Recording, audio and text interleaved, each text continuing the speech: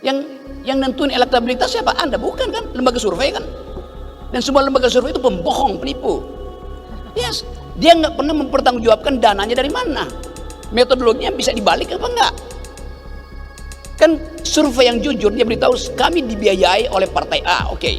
Dengan cara itu partai yang lain bisa menguji metodologinya, reverse logicnya bisa diperlihatkan. Sekarang nggak bisa, bahkan nggak bisa diaudit dana-dana itu. Dana publik harus diaudit oleh publik.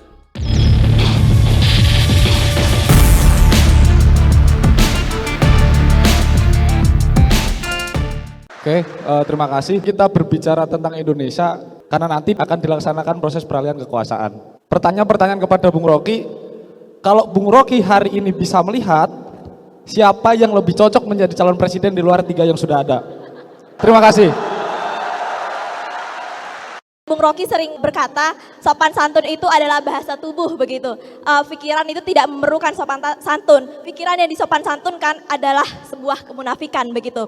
Saya ingin bertanya bagaimana sebagai seorang mahasiswa yang memiliki aturan di kampus dan lain sebagainya, namun bisa dengan aman atau dengan bebas juga mengungkapkan apa yang ada di pikiran kita. Karena kalau tadi kita kutip Bung Rocky sering bilang, pikiran itu tidak memerlukan sopan santun begitu. Bagaimana cara kita tetap aman dalam mengungkapkan apa ya pikiran kita tentang pendapat-pendapat kita kayak gitu Bung Rocky. Terima kasih, saya berikan lagi. Pertanyaan saya, seperti apakah yang perlu kita ketahui kepada pemerintah supaya kita tahu pemerintah itu melaksanakan tugasnya sudah mendapatkan A+ supaya kita berhak atau pantas memujinya. Terima kasih, Bu. Mungkin untuk narasumber, mungkin dari Bung Rocky dulu. Oke, terima kasih. Yang capres belakangan ya, karena itu pertanyaan paling berbahaya nanti. Yang dari terakhir dulu, dia tanya tadi, apa alasan dan apa fasilitas untuk menjamin bahwa pikiran itu diucapkan demi kebenaran. Kira-kira itu poinnya. Ini ada mimbar akademis itu. Mimbar ini di dalam tradisi akademik adalah hak setiap orang yang punya dalil. Itu disebut mimbar akademis. Ini bukan mimbar guru besar. Karena banyak juga guru besar di Indonesia yang otaknya kecil itu. Mimbar ini disediakan atas alasan kebebasan mimbar akademis. Jadi siapapun yang punya dalil dia bebas menggunakan mimbar ini. Mau profesor, mahasiswa tingkat 1, kalau Anda punya dalil, Anda pertanggungjawabkan dalil Anda di mimbar ini. Karena mimbar ini bebas intervensi politik. Itu dasarnya tuh. Lalu pertanyaan di belakangnya ingin menguji saya bahwa sering saya katakan bahwa tidak ada sopan santun atau bahkan tidak diperlukan sopan santun di dalam wilayah pikiran. Sopan santun itu bahasa tubuh, bukan bahasa akal. Jadi ngapain Anda sopan santun di dalam pikiran? Sopan santun artinya minta untuk tidak diganggu karena hormat. Pikiran yang tidak diganggu itu bukan pikiran. Pikiran disebut pikiran kalau dia diganggu. Pikiran disebut pikiran kalau dia dipertengkarkan. Kalau saya ucapkan sesuatu dan saya ucapkan dengan cara sopan, maka saya minta supaya pikiran saya jangan diganggu. Maka tidak ada dialektika, tidak ada didaktika. Konyol. Anda pikiran Anda harus sopan dan santun dong. Ngapain sopan dan santun? Itu artinya Anda tidak ingin pikiran Anda mengganggu orang lain. Padahal pikiran akademis dimaksudkan untuk diganggu. Anda nulis disertasi dan seumur hidup disertasi Anda simpan di perpustakaan, nggak ada yang baca. Artinya tidak ada pertengkaran pikiran. Pikiran harusnya menghasilkan pertengkaran pikiran. Jadi nggak boleh sopan kalau berpikir. Bahasa tubuh kita sopan. Tapi jangan sampai pikirannya jadi sopan. Artinya pikiran itu tidak mau dikritik. Kekuasaan selalu bilang begitu. Kritik dengan sopan dong. Kritik dengan sopan artinya jangan kritik. Konyol. Bisa bedain ya.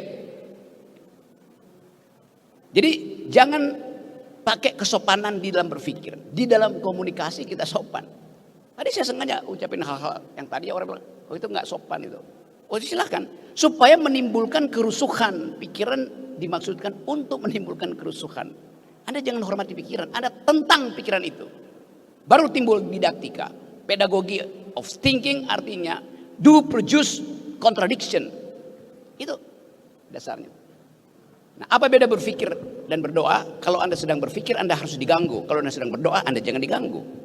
Jadi kalau Anda nggak mau diganggu pikiran Anda, itu artinya Anda sedang berdoa.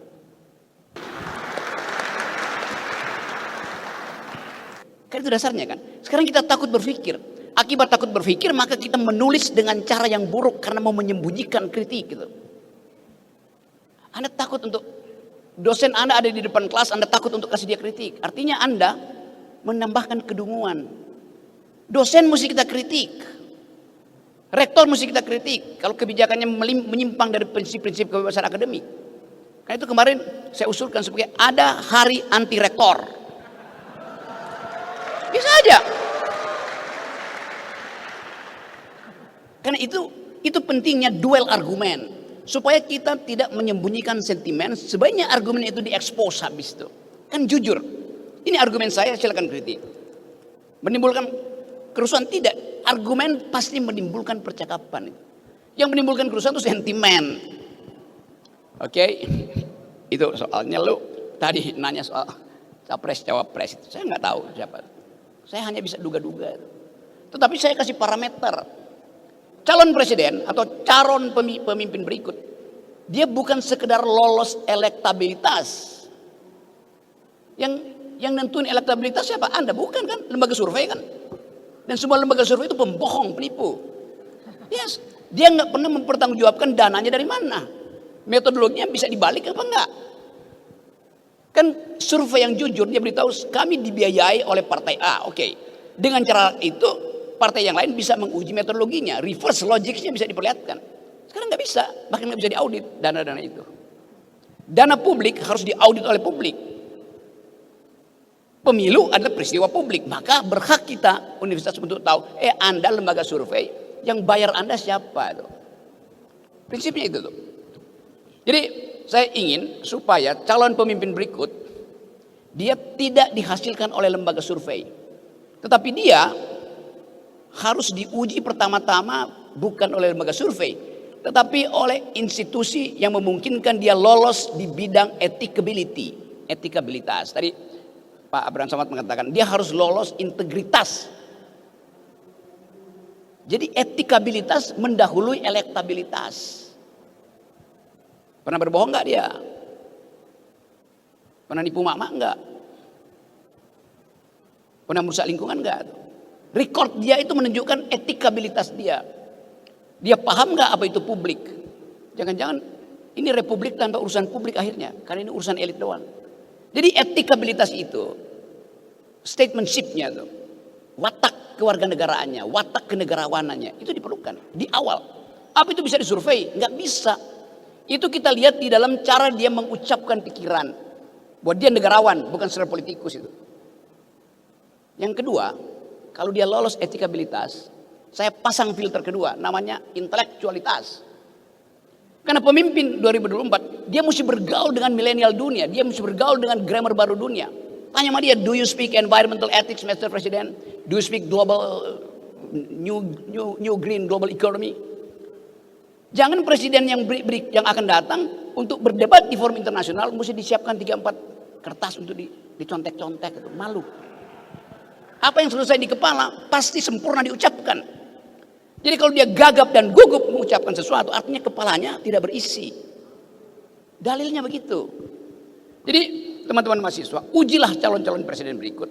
Pertama di dalam prinsip etikabilitas, kedua intelektualitas, baru elektabilitas. Di mana dia diuji? Pasti bukan di panggung dangdut. Anda nggak bisa menguji intelektual seseorang di panggung dangdut. Di TikTok nggak mungkin. Hobi dia bisa macam-macam. Termasuk main Tetris. Itu Tetris ya panggung. Tapi sekali lagi saya tahu Anda gelisah. Memahami tren masa depan. Tetapi kita bisa batalkan kegelisahan itu. Kalau kita bilang bahwa kalian semua calon pemimpin datang ke UNES. Karena UNES adalah universitas yang nekat sekali untuk menguji pikiran Anda. Coba. Siapa yang berani datang di sini?